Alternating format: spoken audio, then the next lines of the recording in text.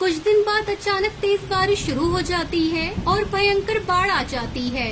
बाढ़ का पानी जंगल के सब पक्षियों के घरों में घुस जाता है और जंगल के पक्षी घर छोड़कर इधर उधर भागने लगते हैं। कड़कनाथ सेठ की हवेली भी बाढ़ से नहीं बच पाती, मगर टुनटुनी चिड़िया का कागज का घर बाढ़ में भी शान से खड़ा रहता है।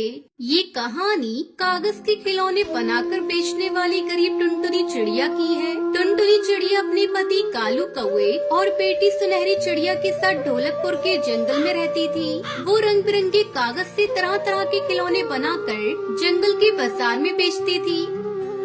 लो भाई, आ गई टुनटुनी कागज के खिलौने वाली। कागज की नाव, कागज का घर, कागज के फूल, जो अच्छा लगे खरीद लो। आओ भाई आओ, कागज के खिलौने वाली आई। टुनटुनी, ये कागज की फिरकी और नाव कितने का है? तब तक आप लोग हमारे इस वीडियो को लाइक और अगर आपने हमारे चैनल को सब्सक्राइब नहीं किया है तो जल्दी से सब्सक्राइब कर लें और कमेंट सेक्शन में जरूर बताएं कि आपको हमारी ये कहानी कैसी लगी। ना कम ना ज्यादा, सब मिलके 50 रुपया का है, कहो तो तुम। हाँ दे दो टुनटुनी, पूरे जंगल में भी तेरे जैसे कागज के खिलौने नहीं मिलेंगे। टुनटुनी चिड़िया ऐसे सुंदर खिलौने बनाती थी कि देखने वालों की नजर उन पर से हटने का नाम ही नहीं लेती थी और इसलिए उसके खिलौने हाथों हाथ बिक जाते थे। एक दिन टुनटुनी चिड़िया जंगल के बाजार में खिलौने बेच रही थी कि तभी दो कबूतरी शहर के जंगल से टुनटुनी चिड़िया के पास आती है और उससे कहती है, हमारा कागज के खिलौनों का कारोबार है। हमने सुना है कि आपके जंगल में कई चिड़िया और कौवी कागज के खिलौने बनाती हैं। इसीलिए हम आपके जंगल में कागज के खिलौने बनाने की एक छोटी सी प्रतियोगिता रखने जा रहे हैं। उस प्रतियोगिता में जो पक्षी प्रथम आएगा उसे हमारी तरफ से 1 लाख का इनाम मिलेगा। टुनटुनी चिड़िया की दुकान के बराबर में सुंदरी कौवी की भी कागज के खिलौने की दुकान थी। 1 लाख रुपए का इनाम सुनते ही सुंदरी की आंखें खुल गयी। अरे वाह, ये इनाम तो मैं ही जीतूंगी। वैसे भी सेठ जी से तो मेरी अच्छी खासी जान पहचान है। उनसे कहकर टुनटुनी को प्रतियोगिता में हिस्सा नहीं लेने दूंगी और फिर ये 1 लाख रुपए मैं जीत जाऊंगी। सुंदरी कौवी कड़कनाथ सेठ के घर जाती है और उसको सारी बात बताती है। 2.5 किलो का एक मारूं, तू फिक्र मत कर सुंदरी, मैं उस टुनटुनी से बात करता हूँ। वैसे भी उसके पति पर बहुत कर्जा है मेरा, वो मेरी बात नहीं टालेगा। हाँ चल मेरे साथ उसके घर। इतना कहकर कड़कनाथ सेठ और सुंदरी कौवी टुनटुनी चिड़िया के घर जाते हैं।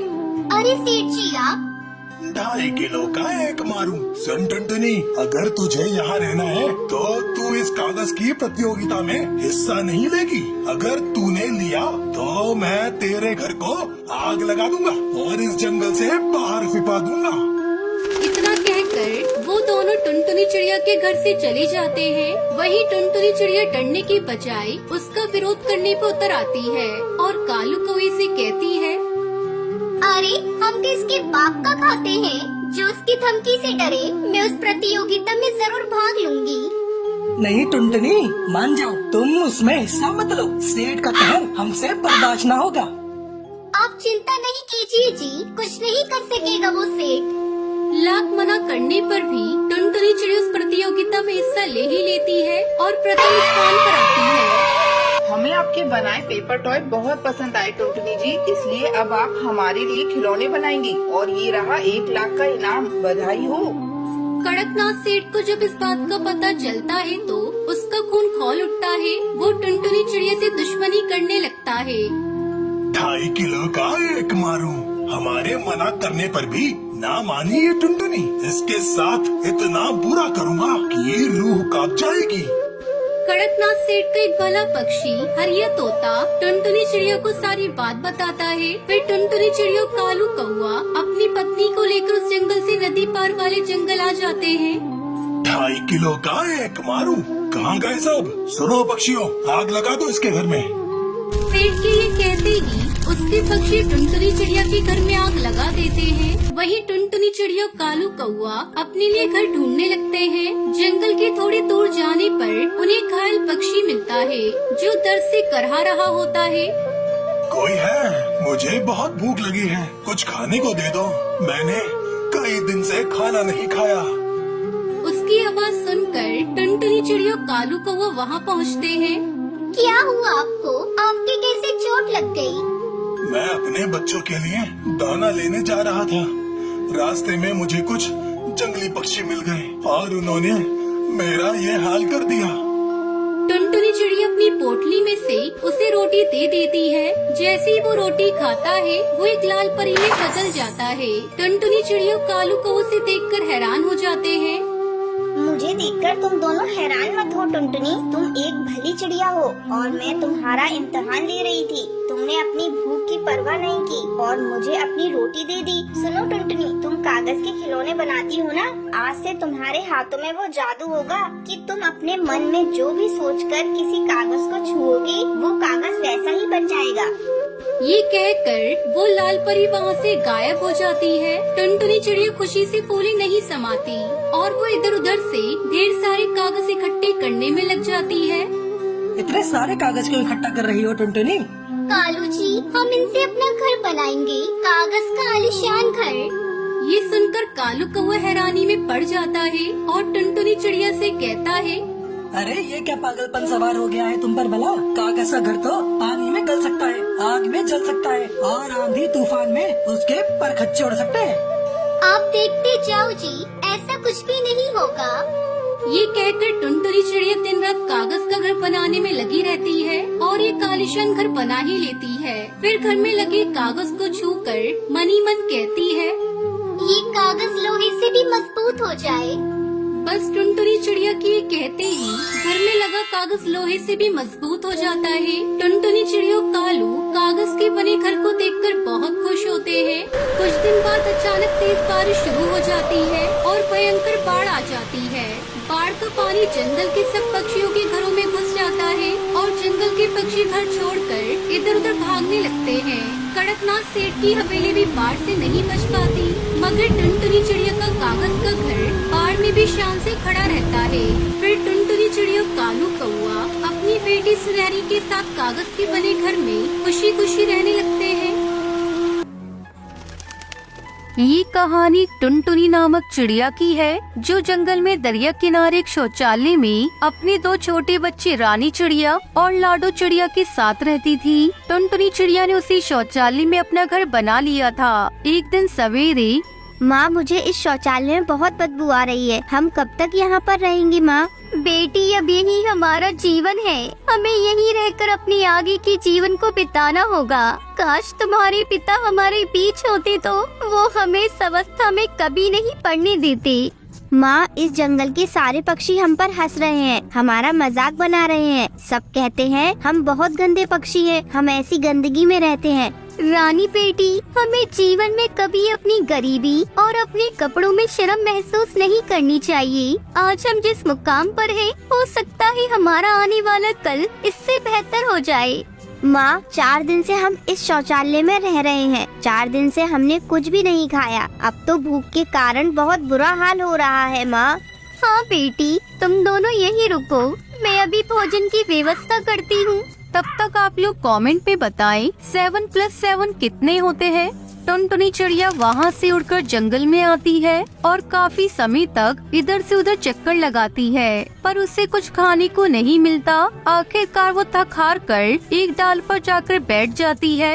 हे भगवान, कब तक मुझे और मेरे बच्चों को इस गरीबी की अवस्था में रहना होगा? 4 दिन से मेरे बच्चे भूखे प्यासे शौचालय में रह रहे हैं और मैं अपने बच्चों की भूख कैसे मिटाऊं? कहां से अपने बच्चों के लिए भोजन लाऊं? तभी वहाँ पास में कालू कौवे का घर था, जो बड़ा ही धनी पक्षी था। वो अपने घर के बाहर आता है और अपने घर में रखा 2 दिन का बासी भोजन लाकर घर के बाहर फेंक देता है। ये देखकर टुनटुनी चिड़िया तुरंत उस भोजन के पास जाती है, जिस पर बहुत सारी मक्खियाँ उड़ रही थी और बहुत ही बदबू आ रही थी। अरे, ये तो जरा सा ही भोजन है, अगर मैंने इसमें से थोड़ा खा लिया तो मेरे बच्चे भूखे रह जाएंगे, उनका पेट सही से नहीं भरेगा, क्या करूं? तभी टुनटुनी चिड़िया को उस भोजन पर बैठी चींटियां दिखाई देती है। चलो, मैं इन चींटियों को ही खाकर अपना पेट भर लेती हूँ, कम से कम मेरे बच्चों के लिए भोजन तो साफ सुथरा हो जाएगा।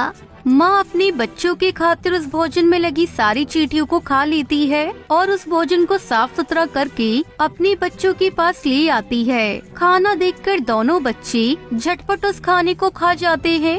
4 दिन के बाद आज भरपेट भोजन करने को मिला। अच्छा बच्चों, अब सो जाओ, अंधेरा होने वाला है। मैं शौचालय का दरवाजा बंद कर देती हूँ। टुनटुनी चिड़िया शौचालय का दरवाजा बंद कर देती है और तीनों माँ बेटी वही शौचालय में सो जाते हैं। ज्यादा चींटियों को खाने की वजह से टुनटुनी चिड़िया की तबीयत बहुत खराब हो जाती है और वो वहीं बेहोश हो जाती है। देखते ही देखते सवेरा हो जाता है। टुनटुनी चिड़िया अब तक बेहोश थी। अपनी माँ को बेहोश देखकर रानी और लाडो चिड़िया जोर जोर से रोने लगती है।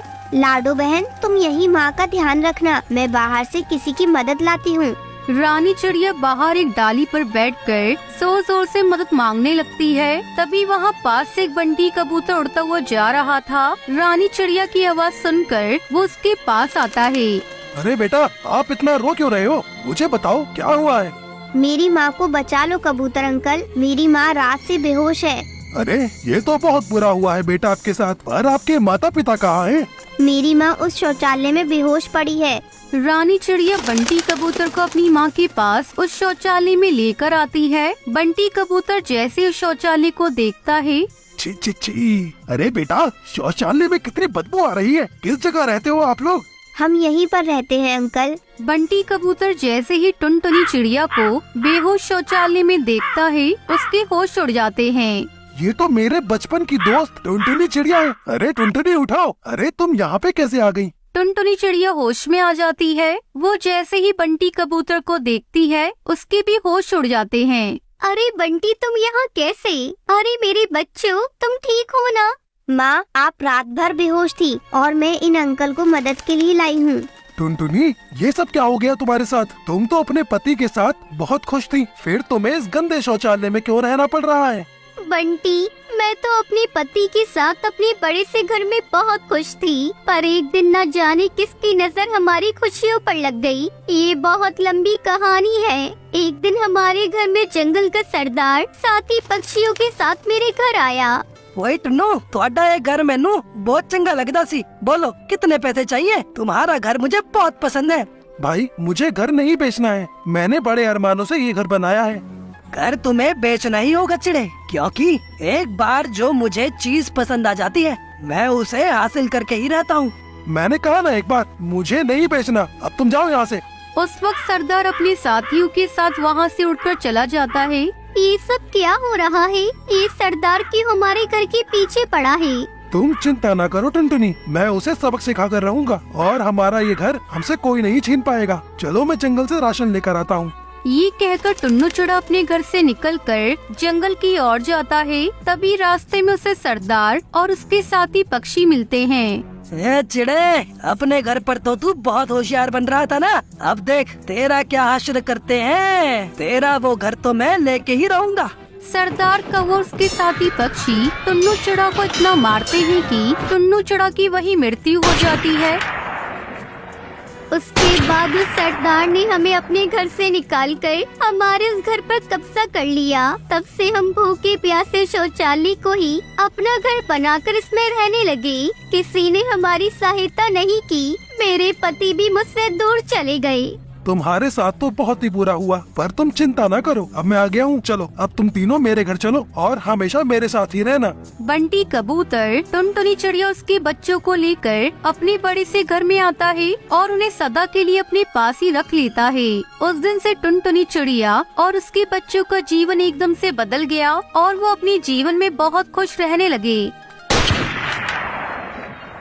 उसके बाद उस सरदार ने हमें अपने घर से निकालकर हमारे उस घर पर कब्जा कर लिया।